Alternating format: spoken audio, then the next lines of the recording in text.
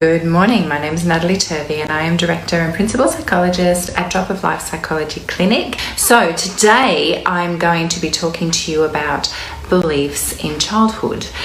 And as you would imagine, I'm a psychologist, so I have people come into my clinic and they're coming for specific reasons, and inevitably people start to talk about things that have been established from their childhood.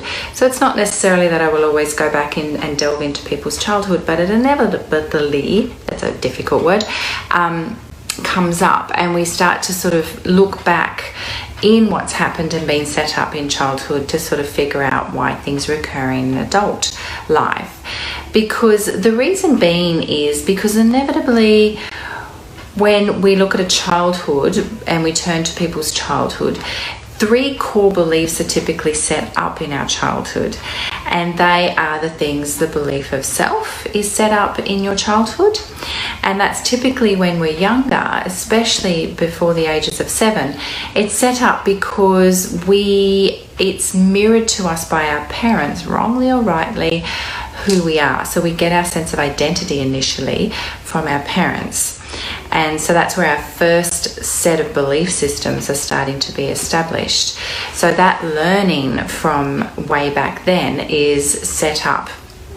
And then also in our childhood, we get belief of self. And like I said, but then we get belief of others.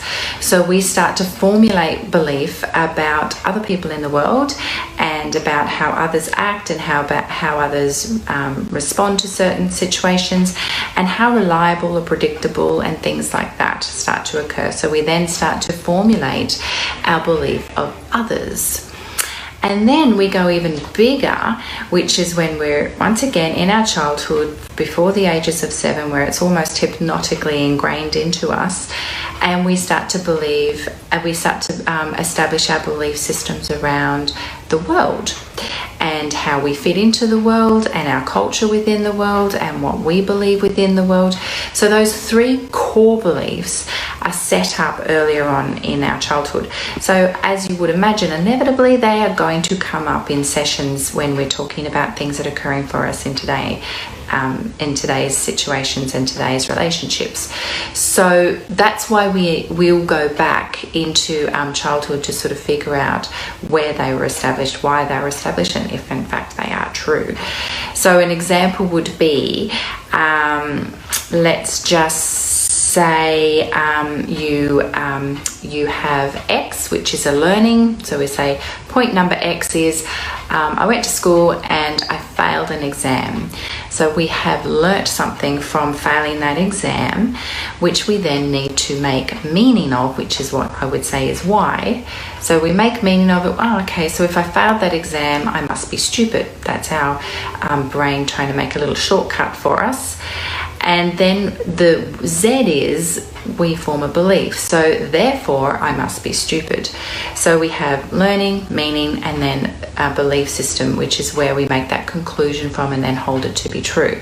So then we walk forward into our universe and into our world by saying, oh, okay, well, I must be stupid. Even though we can really simply challenge that by going, well, is that actually true? Have I been stupid in every single situation that I've ever had? Definitely not.